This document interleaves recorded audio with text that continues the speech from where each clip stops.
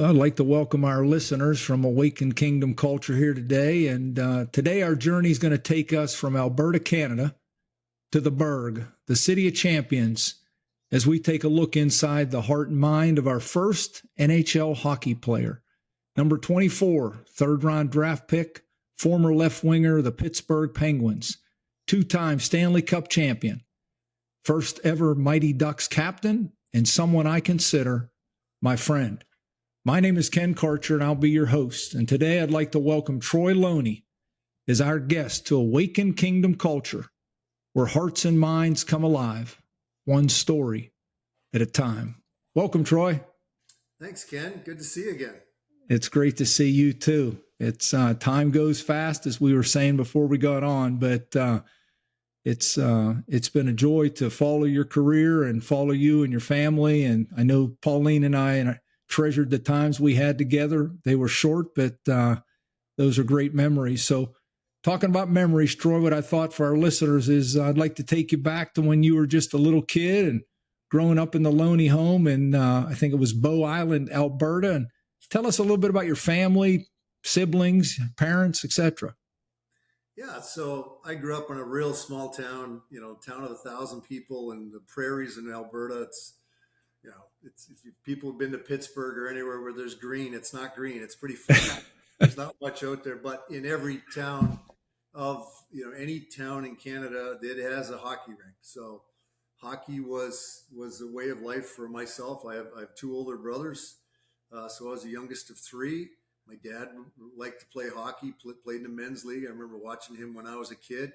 My poor mom, with four men running around in her house at one point in time, it was hard for her. But when you talk to people in the U.S. and you say, hey, we didn't play. There was no football in high school. There wasn't any baseball. People can't even wrap their minds around how it's that even possible.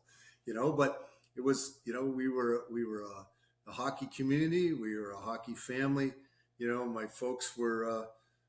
Would go to the Lutheran church for a little bit when I was a young kid. My grandmother, my granny, as I called her, she was of German descent. She played the organ in the German service of the Lutheran church, and she played the organ in the English service at the Lutheran church in the city not too far away from us. But it was a great time to be a kid. It was wonderful growing up in a small town, and there was accountability everywhere. When you're in a small town, you're not getting away with anything because everybody knows you and they don't hesitate to parent you and call your parents. So yeah, that was my upbringing.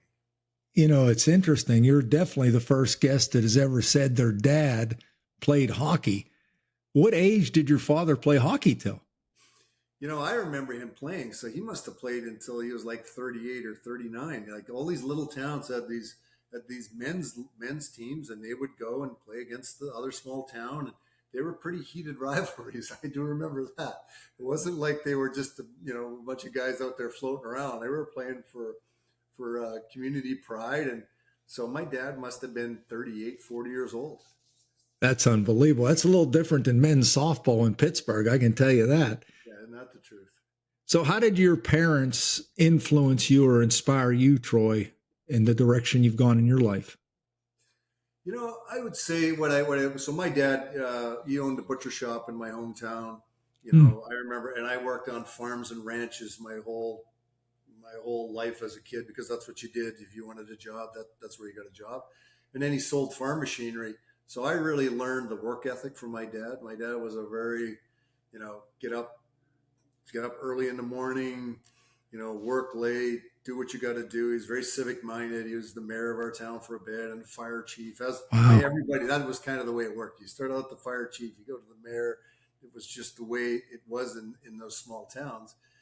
And just, my mom was a stay-at-home mom for most of my time. Other than that, she worked in the post office in my town. So, what I learned from my parents was that work ethic. And they're not necessarily, I would say church people. Right. But my grandmother was, my granny was a big influence on me. She just had a heart of gold and calming demeanor and really put me in the right direction. Do you think back of, or can you think back of a memorable conversation that you had with your dad as a young boy? You know, my dad, I can't say that my dad and I were all that close. He had just different philosophy on certain things, but it was more of a, respect the people that you're around, respect your community and respect your family name because you're Mm. representing us in the community. I mean, that was a constant reminder. My wife was, my wife Afka's from the next town over kind of a deal. And, we've gone back for years and years and we've done we do a golf tournament just to raise funds for anything going on in my community. And we've done it for maybe, I guess, total now about 15 times. And we've raised over $1 million for everything from hospitals to That's awesome. ball diamonds to help out a family, in the community that needed help. So, small town is a good way to grow up for sure. It sounds like a lot of memories. So tell me about your brothers. You said you had two brothers. Yeah. How did they influence your growth? Yeah, my older brother, and I have, for whatever reason, I'm the giant of the family, right? Whatever. I'm not, I'm 6'3" and my brothers are 5'8". It's one of those. but they're older. They played sports the same as I played sports. My oldest brother, a real kind of an academic guy, journalism, editor, some papers up in big cities up in Canada. Really learned from him just to how to pursue through things because he wasn't the biggest, but he had the biggest heart. He would be in everything. My second, his name is Brett. The brother 2 years older than me, his name is Todd. We played, unfortunately, probably for him, we played on the same sport teams all the time. I played always up, and Right. that was really hard on him. That was really difficult. And when you're kids, you're kind of in the battle. You don't really notice it, but as I got to be more of an adult, it was clear that time was tough on him, and he was very gracious through it. So I learned from those two different things. Do you have a favorite childhood memory? Well, there's a lot of childhood memories with my brothers. Yes. Yeah, I would say, we played, you're playing either, for us, we were playing ball hockey out in the street. You played football in the park, we played ball hockey out in the street. It was kind of the way it would be. And, for me to be able to play with my brother that was 4 years older than me and his friends, and then my brother and myself, those memories I will never forget because I'm just a little guy then. I'm just a teeny tiny guy running around with these kids that are 4 years older than me, and just the way those games would always go. And we played till dark, and our moms would have to come grab us to get, because in Canada in the wintertime it gets dark pretty fast up there. I bet. Just playing with them doing that, those were fun memories. Did you have, when you were a kid, Troy, did you have any specific dreams at that point in your life? And did you have any heroes that you looked up to outside of the home? Yeah, I mean, I think, when you're in a sporting community and you sport of hockey, my heroes were the players of the Toronto Maple Leafs. Dave Keon was, Daryl Sittler were the guys that I remember as a kid. In Canada, in those days, hockey night in Canada is like Monday Night Football. It comes on. It was every Saturday night. I lived in the West, so 6 o'clock, we're getting all the games from Toronto and from Montreal. And dinner would be finished by that time. And we'd be in front of the TV, and my dad would be, it was a church service because nobody said anything. You couldn't ask any questions. You couldn't watch the game. And that was what we did. That's awesome. So for someone that might be listening that has no idea how hockey starts when you're young, were there leagues? I mean, how do you do that when you're starting out of hockey? Obviously you played, like you said, with your brothers, but were there specific age groups and leagues that lead up into? Yeah, it's not like baseball or football is in the U.S. You're a certain age, and we're always grouped by 2 birth years. So you'd have 2 birth years together, and my town would have a team, and you typically in a full rostered hockey team you got 20 some players, right? We would always have about 10 to 12 because that's all we had. We didn't have any more kids my age, so you're playing in those leagues, and you're playing, you're driving 30 miles to play against the team that has another 2,000 people in their town, and Right. we would practice twice a week, and we'd play one game on Saturdays. So it was, and we, in the hockey season for us in those days, all sports are year round now, but we didn't start, the ice never went into the rink until right after Halloween. So beginning in November, ice went into the rink. The whole community got together. We all helped put the ice into the rink. You painted the ice, you painted the lines, you did all those things. And then we were done by April. As soon as it started getting warm outside and the farmers needed to be doing their thing, it was over. So it was a short period of time, and I played in those leagues. Then as I got older, I played in some teams, some bigger leagues are called junior leagues, a little Okay. farther away from where I lived. And then ultimately got to major junior hockey, which is like playing, it's playing the best hockey that you can play, between the ages of 15 and 19. And I got to one of those teams, and that's where I got drafted into the NHL to the Penguins out of. So do high schools have any teams, or are these all like outside leagues outside the high school? Now there are some in the high school ones, but most of these, Ken, were outside. So they're just like minor league teams, if you will, or how you have, Yes. football or whatever, it's community teams. That's what it was. And I think about when you talk about, working on the ice, I think about working on baseball fields and painting them. How do you paint ice? Well, what you do with ice is there's a plant, right, that runs cold fluid through the pipes.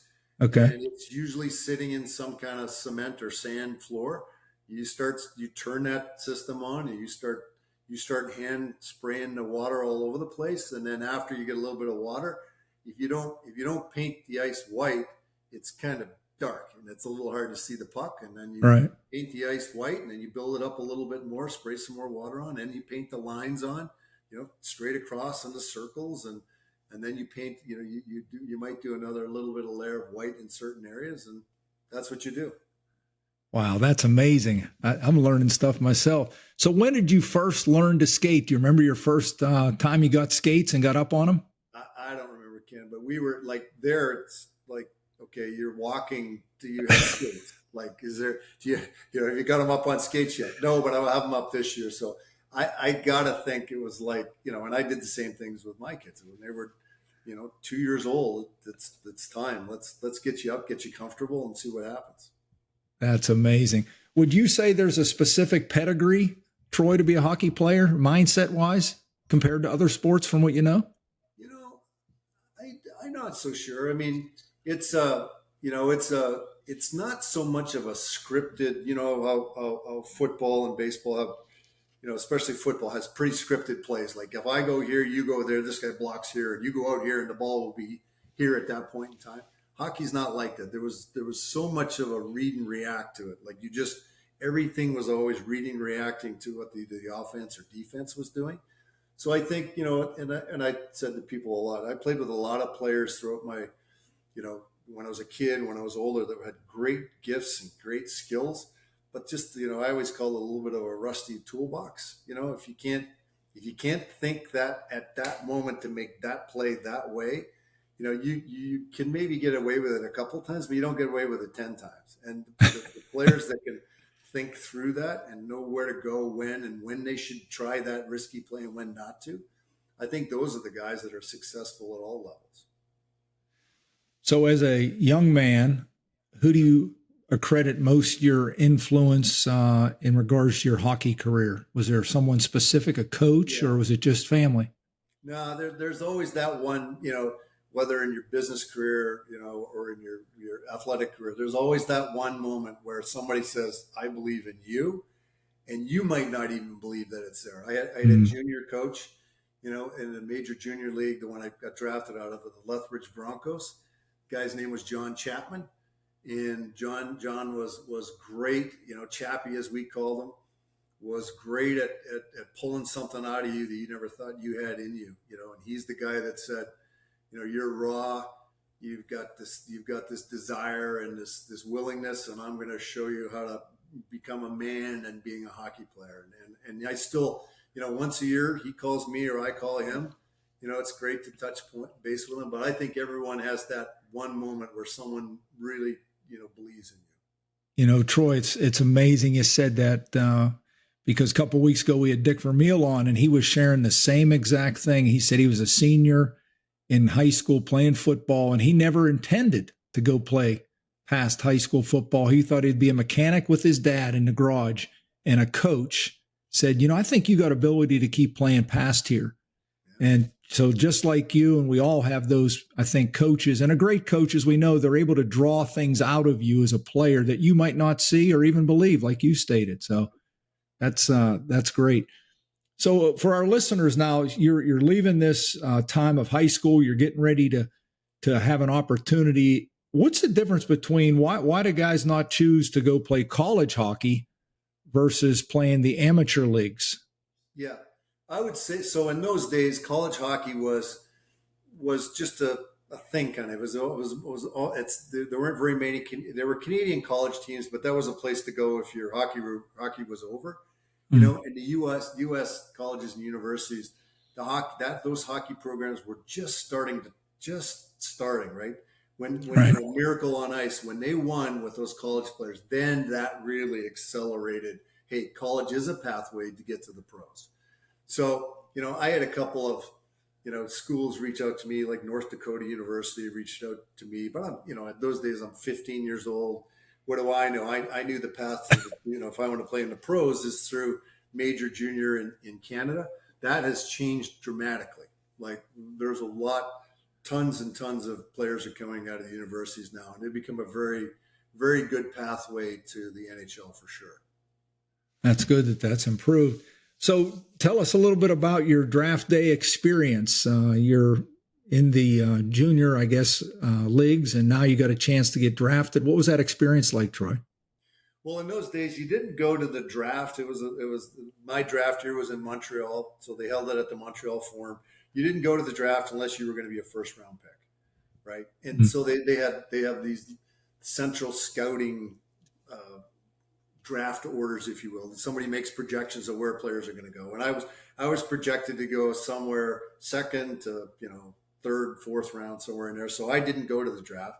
I was home, at the time, and I got a call mid-morning from Eddie Johnson with the Pittsburgh Penguins, and he said, "Hey, Eddie Johnson with the Pittsburgh Penguins, we've just selected you in the third round." And they had already selected a teammate of mine. I played in the same line with Rich Sutter in the first round. So Rich went in the first round, I went in the third round, and then I just went to work. That was there was no big celebration. It was just kind of, Did you have any idea about Pittsburgh or the Penguins or?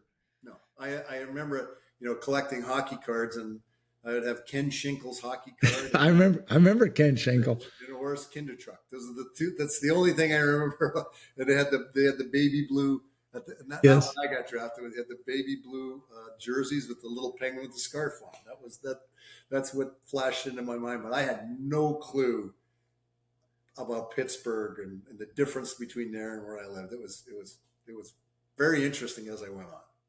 So all of us have, as we would be transparent as athletes, we all have things that are going through our minds, obviously, that people don't know. So when you get drafted, what's going through your heart and mind as you now are transferring from amateur hockey to the NHL? And what were some of your biggest adjustments becoming a pro, on or off the ice, either way? Yeah, I would say, on the ice, consistency. Finding that consistency as an athlete was hard, and I really had to mentally work on that part because in hockey, you're playing 80 regular season games, and if you go into the playoffs and stuff, you could be playing 120, 130 games. It's wow. From September through mid-May, June. So it's a lot. It's pretty tough to stay focused for that many games, and you got to get emotionally prepared for the game. So I think consistency on the ice. I was always by that time I was big and I was strong enough to play. The mental aspect of whether it was what I talked about on the consistency side or just learning where to make plays and where not to make plays. That took a little bit of time. Off the ice, I'm going from a town of 1,000 to, I was in the minor leagues in Baltimore. Well, you go from the middle of the prairies in Alberta to down, and our arena was in downtown Baltimore. There was a little bit of a, I bet. a little bit of I a, bet. that part took me a while. And, by God's grace, he roomed me with a guy. I ended up being a roommate with a guy who was Tommy O'Regan, born and raised in downtown Boston. His dad was a cop on the beat there. So he got me street smart very quickly on what you should not do and what you can do in Baltimore. So I think that the Penguins at this time were not very good. Some people would say they were the bottom. Yeah. So talk to us a little bit about how the transition went from them being the worst to eventually becoming the first, and whether it be the management that was a key role in this, or I think you had multiple coaches in your career, and then how some of these great players start coming in. How did the building of the Penguins, from your viewpoint, happen?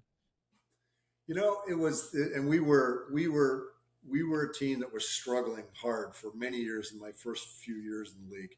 And it was, we're kind of okay, but not really. How do we get better? We're going to bring in some older players that are probably at the tail end of their careers. We'll see if we can squeeze another, good season or two out of them. And that philosophy wasn't working. So, and I did have, to your point, I played 12 years pro, and I had 10 coaches in 12 years. That's a lot of wow.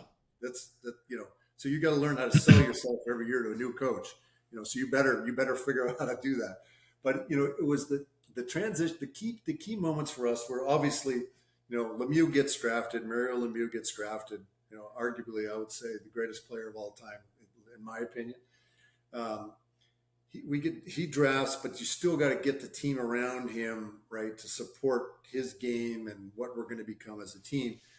And then we were still floundering a little bit in Mario's early years because we still had that same philosophy. Bring in some older guys. We got some younger guys. Let's see if this works. It didn't work. We missed the playoffs, and then finally, Craig Patrick was, well, I would say this, the year before Craig Patrick came in as general manager, Tony Esposito came in as general manager. Okay. Tony doesn't get a lot of credit for kind of what he did with the Penguins, but he really promoted I'm going to treat the team and the players as a real elite team and players. I want to do something that you guys are proud of. He installed that first bit of I would say, change in that philosophy to the organization. And then when Craig Patrick came in, obviously he was one of the assistant coaches in the Miracle on Ice team. He came in as a general manager. He really started to put the pieces together. He made some tremendous deals to get players in. He brought Bob Johnson in as the coach of the team, who had coached a bunch of younger players and had this philosophy. And Bob's energy and his positiveness were something unusual in our sport at that time. You lose 6-1, but he pulls out the one good play that happened during the game and he talks about it for an hour versus beating on you for an hour on the other bad things. It was just a change in mindset. And when he came in and did that, and Craig made those great changes, we brought in players that had won before and still had good gas in the tank. We just won. It just was happening and we were just winning. Now, you mentioned Lemieux, and you say, in your opinion, he's the greatest that you think has played the game. What are some attributes that you would say he had that made him, in your opinion, the greatest? Because then I want to ask you to compare him to Crosby and even Gretzky. Those three come to my mind as a hockey fan. Yeah. But what are some of those attributes he carried, Troy? He was quiet. He was a quiet leader. He's one of those guys that wasn't going to get up and yell and scream and do a bunch of things. He could beat you with skill. He could beat you with speed. He could beat you with strength, which is hard to find, somebody that can do that. He was a tremendous passer. I played with him briefly, and then they figured out real quick that that's never going to work because I couldn't figure out what he was going to do. And he was three plays ahead of me, one of those guys. But he was driven. All great players are driven. He was silently driven always to be the best. And he was, when we needed a big goal at a big time or a big defensive play, he was money. He just had that knack of, I got it. Don't worry about it. and he was so good that way. And those are the things to me made him the best of all time. And he was a big man, right? He's a big guy. And Mario was 6'4", for hockey at that time, it was a big guy. He weighed 220, 225 pounds. And, and he played half of his career with a really bad back. I mean, that in itself, just seeing him play, when he could hardly bend over to tie his skate laces, let alone go out and play the way he did, it made you want to kind of bring a little bit more than maybe what you thought you had as well. So I threw out two other names. What about Crosby and Gretzky? How do those guys differ from Lemieux? Yeah, I would say, and I haven't played on a team with either one of those guys. So let me just say that up front. But I played against Gretzky enough to know that he couldn't necessarily beat you by himself. He was good, had great moves and that kind of stuff. But he really was the master of utilizing the team around him. So he needed that. I wouldn't say he could win a game for you. If I had to put one guy out to win a game, I'm picking Mario to win that game because he had that probably a little bit more physicality and the build to be able to do that. And then I would say Crosby is a mix between those two because he's not, although he's not a tall guy, he's a thick man. He's got the typical thick hockey legs, big butt. And he's a great passer. He's definitely driven. He makes the right plays at the right time. But again, if I'm picking someone, I'm picking Mario. So let's bring it to you, Troy. I think did you play all your career as a left winger or did you play other positions as well?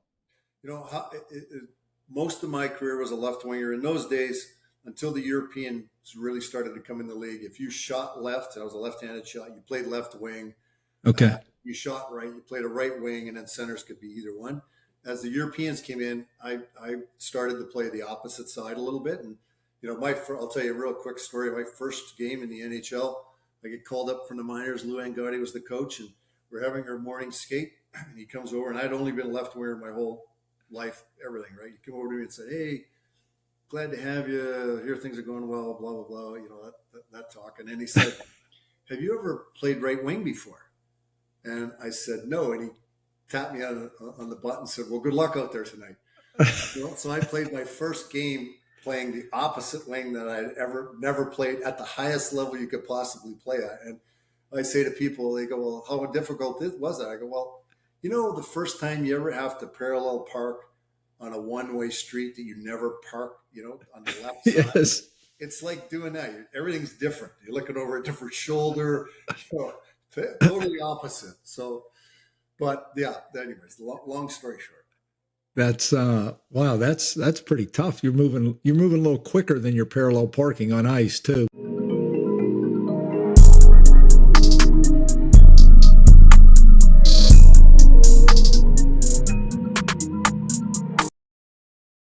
Let me interrupt you for a moment. I'm grateful for the opportunity that I have to do this podcast with my son, Austin. For the last 10 years, Austin and I have had many intimate conversations on his drive home from work. Some of these father-son conversations have been lighthearted, while others have been very deep and emotional. Over the Christmas holidays, we decided to start a podcast called Awaken Kingdom Culture, where we invite our friends to share their life-changing stories with you, our listeners. This podcast is done under our nonprofit, The Win Awakening, a sports ministry network for coaches, athletes, and those who lead. Our vision is to awaken hearts and minds, one story at a time. Our mission is to encourage coaches and athletes and those who lead to live from a place of victory, regardless of success, records, or the scoreboard. Our goal is to create safe environments where transparency and vulnerability are accepted, and value and worth are recognized in an atmosphere of love. Right in the middle of your mess, I'm reminded daily that the most important person of my day is the one in front of me, and that one matters, and that you are the one. WinAwakening.org is our website. I encourage you to visit our website where you can encounter the good news of who you are in Christ and what you already possess and how to live from it. There you'll find blogs, videos, Andrew's journal, and this podcast, Awaken Kingdom Culture, where hearts and minds come alive, one story at a time. I'm thankful for all of you who have given and are a member of Team Win. Awaken Kingdom Culture is listener supported. And if you'd like to support us, you can go to winawakening.org. We are a nonprofit. I encourage you to follow us on Facebook, Twitter, LinkedIn, and Instagram. And please like, share, and write a review on Spotify or YouTube. Okay, it's time to get back to the podcast.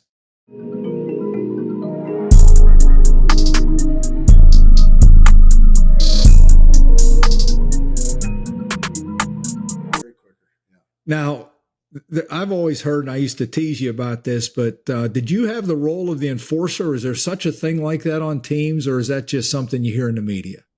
No, there is. I would say, we don't have to sit here and debate fighting unless you want to get into a fight. Fighting was always kind of, I would say it was the regulator in the game. It kind of kept you from doing, as many dumb things that happen in the fighting realm.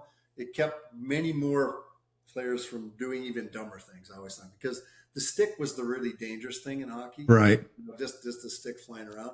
And I would say, for me, I would say maybe I was considered a light heavyweight, but then there were the guys that were the heavyweights that were like, that doesn't mean in height and weight. That's kind of what drove them, and they liked to do it. I did it because it was I always felt like I was helping somebody else up more than myself. And I can't say I enjoyed it. It wasn't something I enjoyed. But it was something that was part of the game at the time. I bet, do you have a tough time convincing your wife, Afka, that that's something that's part of the game? For sure. Had some interesting conversations in the ride back from games many a times. I bet. She could be in a heavyweight in my team. Knowing Afka, I can imagine the conversations. That's great.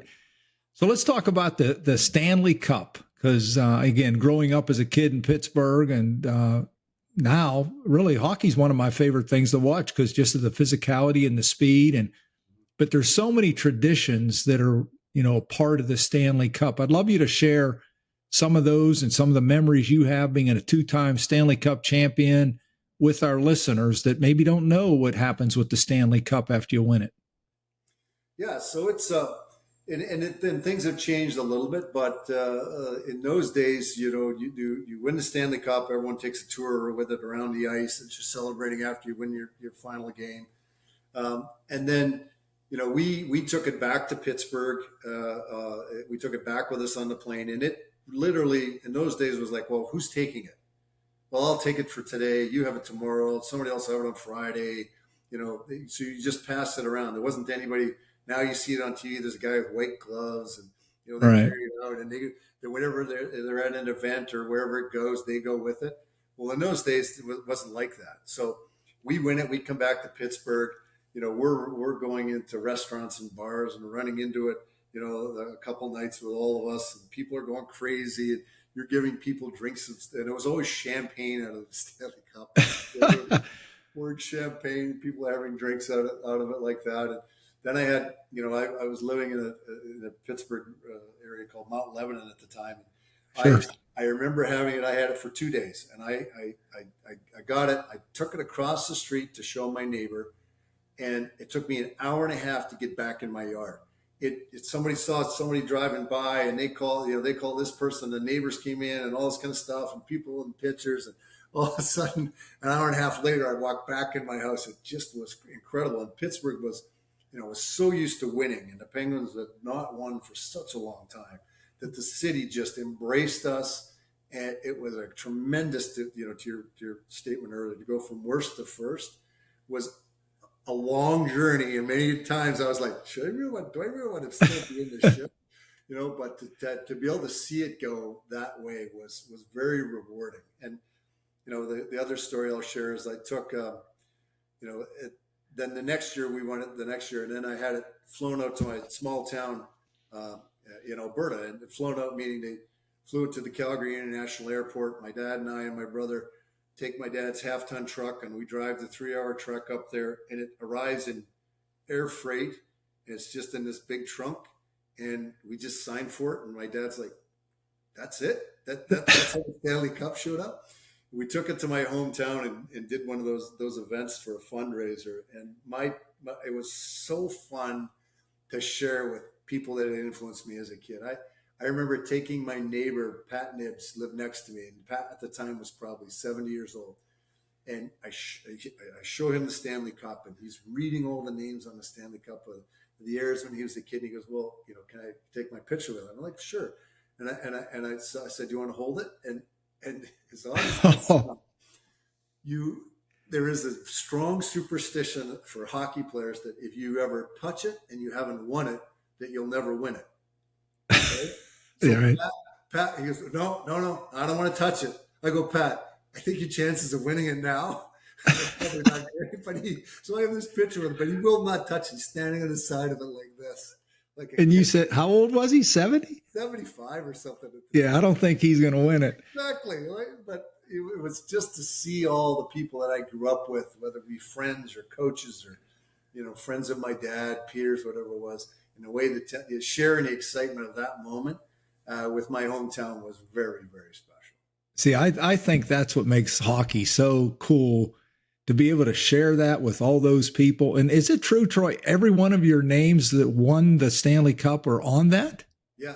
Yep. Everybody who wins, they have certain criteria that, you're supposed to play a game in the playoff, and the teams can submit in a few names of maybe some players or management that weren't part of that. But yeah, that's so you stay on that Stanley Cup, and eventually the rings kind of go off, and then they put him into the Hockey Hall of Fame. I'll be long gone before that happens.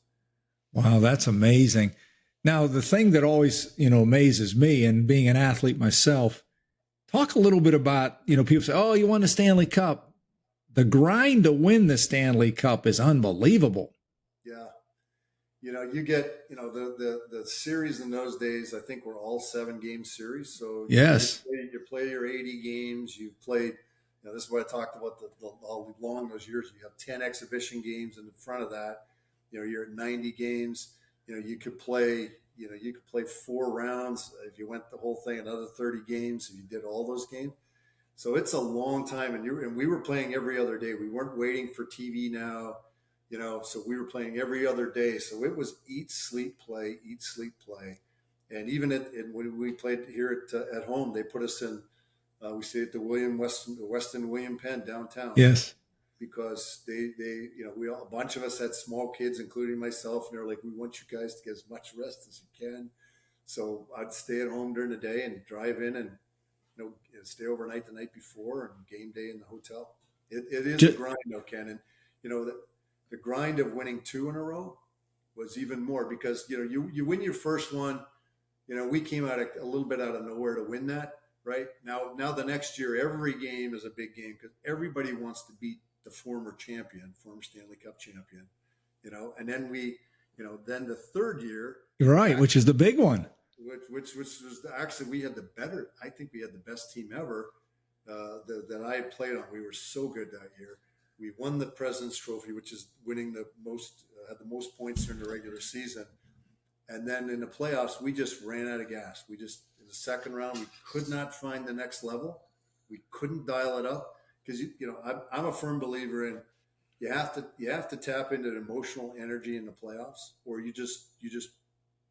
you're not going to find that extra gear, and we couldn't seem to find it. Well, I mean, having been a coach for 35 years, I'm thinking just the mental, philosophy that you'd have to have with your team because of that grind. And like you said, I mean, there's so much more than just going out and playing. It's the behind the scenes of, when do I rest a guy? How do we do this? I mean, all that stuff. I mean, that's amazing. And in those days, the resting players thing was not a philosophy that hockey had in mind. Like up until Bob Johnson came, when we won our first cup, the mindset was, even if you played the night before and you flew for 3 hours, wherever you got to, you were on the ice that day.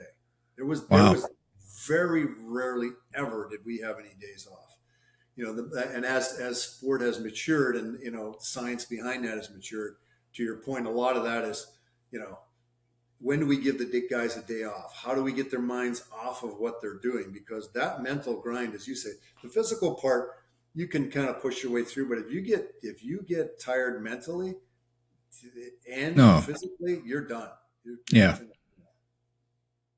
So the Penguins, you have this great career, and then there's the expansion draft. Walk us through what's going through your heart and mind. Do you expect it? Are you disappointed? And then you end up going to the Mighty Ducks. Tell us a little bit about how those organizations differ as well. So I knew my last year with the Penguins, that was probably going to be my last year. What's the cycle of sport is, unless you're a top tier guy, which I was not. Right. I'm in the middle somewhere. I give myself the middle, but it's probably more towards the bottom third. There be younger guys come in a little less expensive, right? You start to make a little bit more money. And I knew that was my last year. So when we lose in that playoff game at home, I knew that was my last game as a Penguin. I knew the expansion draft was coming up. There were 2 teams going to be out there. I get selected so I know I'm going. So that wasn't a surprise. I get picked up by Anaheim, owned by Disney at the time. Great experience. Disney was all about pomp and circumstance. And hey, we're going to market this thing and it's going to be tremendous. And oh, by the way, there's a hockey game going on, in case you had noticed. But that was kind of the philosophy behind it. So 2 total different, hockey versus, a marketing mindset to a market that kind of knew hockey, but not really. But I had kind of experienced that with Pittsburgh. It wasn't really it's not the hockey market that it is today. Right. So I experienced that. And Disney treated us great. I remember our first meeting with Michael Eisner, who was the CEO at the time. He brings us around and goes, "Hey guys, what do you think of the name?" And that was right after the Mighty Duck movies had come out. And stuff. Yes. And everyone's kind of like, ooh, and I'm like, well, hey, I was just a Penguin, so now I'm a Duck. I really don't see, I don't know if I'm moving up or what, but at least I can fly now. So the expansion experience was fantastic, and I always encourage guys that are playing pro, and they're always like, I've only been with this team for such a long time. I always say, you know what? At least somewhere in your career, you just need to try to go somewhere else, just to you'll be viewed in a little bit of a different role. You'll be able to do things you probably got. Sometimes you get pigeonholed in with an organization for such a long time. And I got to do those things. I was playing on the power play. I got the penalty kill, things I hadn't done in a long time. And it was a good experience. And then being the captain was really an honor in itself. What is the role of a captain in hockey, Troy? It's to make sure guys are cohesive together and on and off the ice. And if there's a lull and you need to bring the team up or do whatever you need to do to bring them up, that's your time to bring it up. That's really is your role. And you got to check in with the young guys to make sure they're doing good and make sure the older guys are being good mentors for the young guys. So that part is what I enjoyed, and we had we did well as an expansion team in our first year. Mm. And then you finished, I think, up your career in New York, right, with both Rangers and Islanders. Yeah. I got traded over the summer from the Mighty Ducks to the Islanders.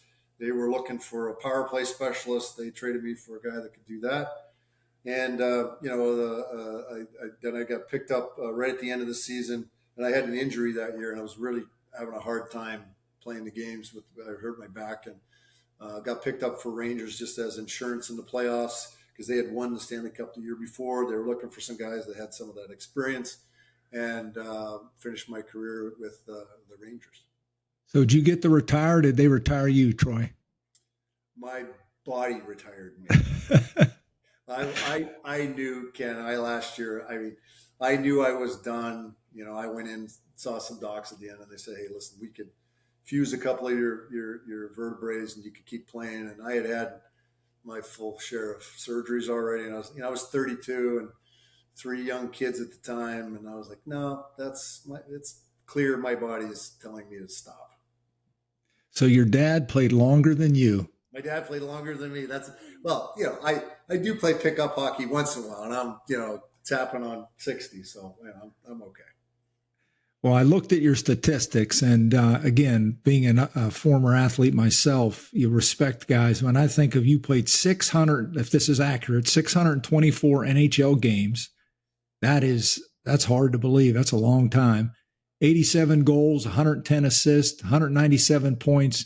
But what I love is the 1,091 penalty minutes. Yeah. So I try to tell people, I try to get perspective on folks on this. Like, how I said I would be considered a light heavyweight. Yes. So, that's, whatever that is. That's, maybe 125 penalty minutes a year. I don't know what the math is. Something like that. The heavyweights were at 300 penalty minutes a year. So I'm only spent half my career in the penalty box.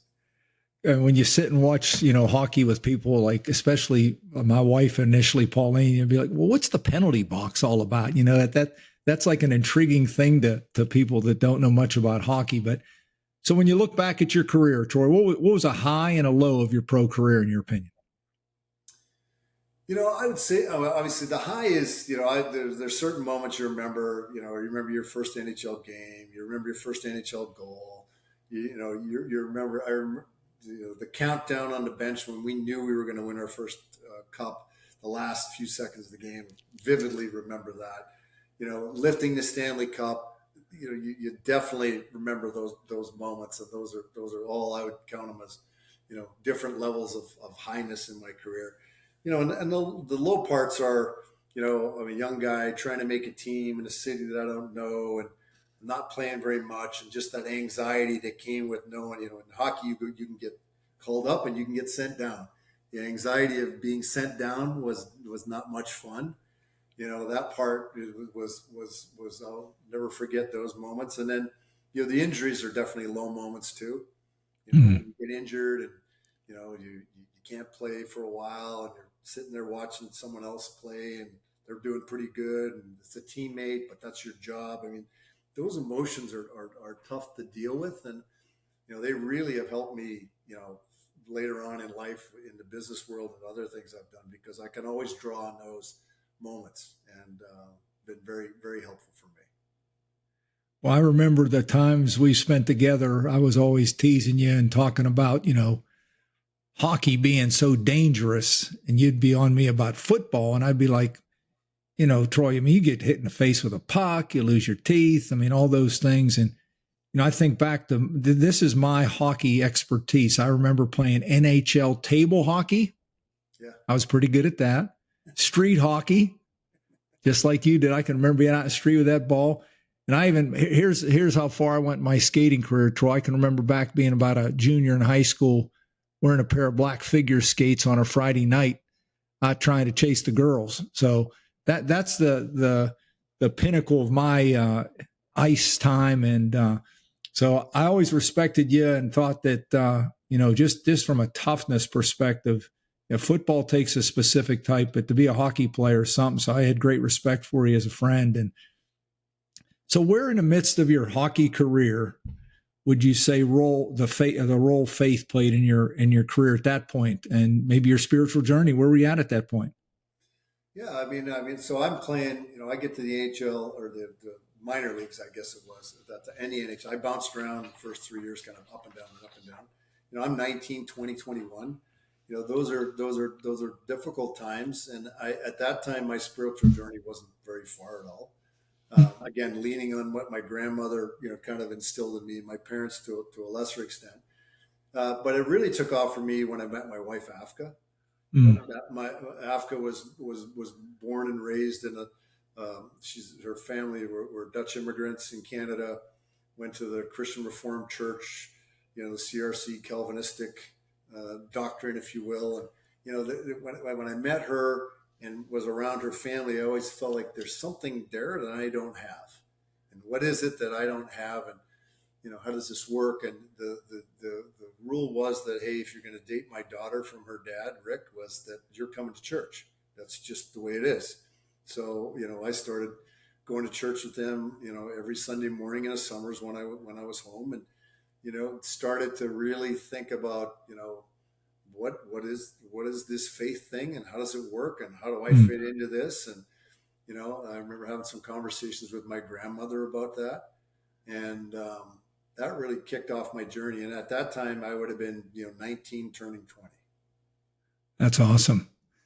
That's awesome. Tell us a little bit about your kids. You mentioned Afka, and even what is Afka doing nowadays. But tell us about your kids and your grandkids.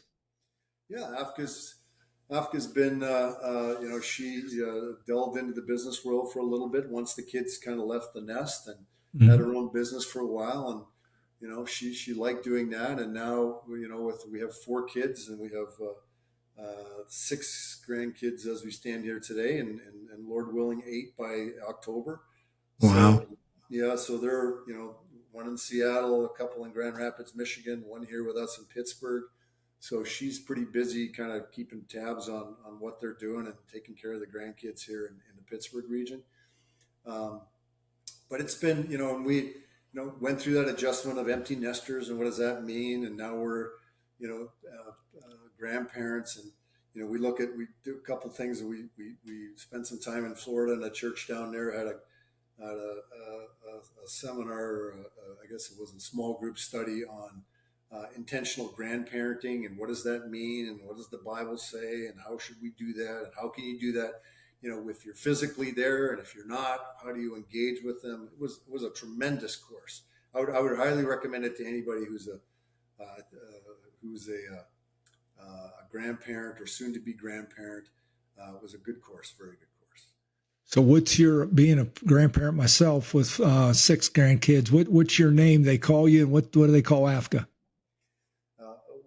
We went with the Dutch tradition. She is an Oma. Okay. And I'm an Opa. Oma and Yep. Opa. That's what we are. I'm a Papa, and Pauline's a Gigi. So, Yeah. but my sister-in-law have the same names as you and Afka do. So that's amazing. Yeah. Do you get to go back to Alberta much? Yeah, I mean, our folks, we both have, our mothers are still alive, and they're both in the same town. They're in my hometown. One is in an assisted living home there, and my mom is still living in the house that they, not the house I grew up in, a different home. So we get back there a couple times a year usually. Try to get them to come out our way as much as we can as well, and get to see some people back there. And things change. My hometown's gone through a big transformation with a bunch of as farming communities have shrunk, and Right. different ethnic groups have moved in. It's an interesting dynamic to watch now that I'm not home, and to see how that works. But it's a good town. So tell us what you're doing, Troy, since you've left the game of hockey. What are some of the things you've done, and what are you doing today? Yeah, so when I first left hockey, I didn't know what to do. I didn't, we talked about before, I didn't go to college when I was playing hockey. So I did go to a little bit, took some college courses when I first retired. I wanted to see if I could jumpstart my brain again, to see if I could get it working. So I did that, and then I did color on hockey, and did some interviewing of athletes on Fox Sports at the channel here. I was always going to be drawn to coaching, and for me at the time, I had never seen anyone balance coaching hockey well with family. It just never, Right. never, and I'm sure you can attest to the challenges of being a coach and family, at those times. And so I said, I got to get away from this. So I went into the business world, and have been working in the healthcare industry and sales and marketing for a long time. And I'm with a company based out of Boston now, and I run a portion of the organization, and have really taken some of that coaching, what I learned from coaches, good and bad, and not try to bring it into how I try to coach and mentor the team I have, and often try to make sure that my faith is up front so people understand what that means. That's awesome. What I want to talk a little bit about legacy, Troy, as we wrap up our time together. And but I think, didn't you try to, or for a while, weren't you a co-owner with AFCA on a hockey team? Yeah, we owned a team. So in the U.S. now, they have teams in the major. They have junior teams now in the United States Hockey League. So we owned. There's a space between high school. Basically, think of it this way: space between high school and college, where they want players to go play now, and that's the USHL. So AFCA and I owned a team, or co-owned a team with Bruce Zolden from the Phantom Fireworks up in Youngstown, Ohio. So we were driving, an hour every day up to Youngstown, Ohio, working across the desk from each other, doing the business and hockey stuff with that team. Great experience. Toughest, hardest experience I've ever done. Really? Mm-hmm.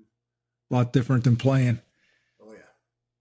So what would you say has been your most significant moment in your spiritual journey, Troy, to this time? I would say, if understanding that my kids have picked up on our beliefs as a couple, I think has been the most, the understanding the responsibility to pass, if you will, that legacy down, and that legacy has been accepted by our kids. I think that really is the moment to say, hey, it does matter what I do. It does matter what I say. Yes. Not only to my family, but to others around me. And I think that's the most eye-awakening thing that I can say. I know one of the things Pauline and I have found in our journey, it's, I used to think parenting younger children was difficult. You'd come home in the car, I didn't get to play enough, but I found that parenting, or I call it fathering, adult children has been more of a challenge. How about you? My kids always throw this term back to me as adult children, right? We're adult children now. And I always say, listen, you're still just kids. You're always going to be kids. You are adults that are kids.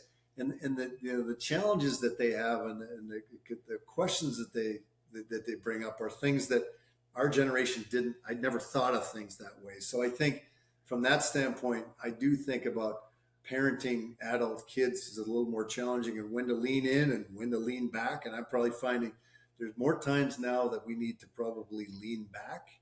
Yes. Because the instinct is to get in there and let's get this going right away. And that's not always such a good thing. And I think as I get older, I hope I'm getting better at knowing when's the right time to do either one of those. Well, let me ask you these final two questions, Troy. When someone encounters Troy Loney, what do you want them to experience, and how do you want to be remembered? Well, I hope they can experience it. I try to, doesn't matter whoever it is, whatever it's, work related or non-work related, or someone I meet, wherever it might be. I always like to make sure I can try to connect with them just to understand who they are, where they're from a little bit. So I hope, I hope they understand my genuine interest in who they are as a person. And then I hope they can understand that, hey, I want them to walk away with the feeling I walked away with Afka and her family, is that guy does something a little bit different. What makes him a little bit different in that way? And hopefully that opens up the door of the conversation to understand that, my life is based upon faith, and I try to keep it pretty simple. I don't try to overcomplicate it. And I hope that opens up that thought and that dialogue. Well said. Well, the thing we always do with our guests is we call it final words, and give you an opportunity to share something maybe I didn't get to ask you or didn't know to ask you that you want to share with our listeners from your heart.